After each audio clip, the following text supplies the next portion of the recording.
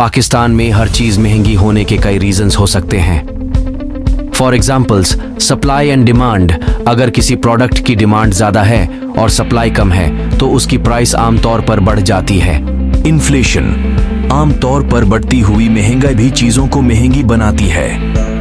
Imports, कुछ products Pakistan में produce नहीं होती और उनको इंपोर्ट करना पड़ता है।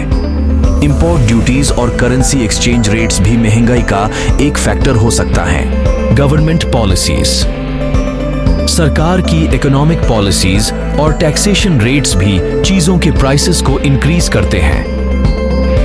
एनर्जी क्राइसिस, एनर्जी की कमी भी मैन्युफैक्चरिंग और प्रोडक्शन कॉस्ट्स को बढ़ा सकती है।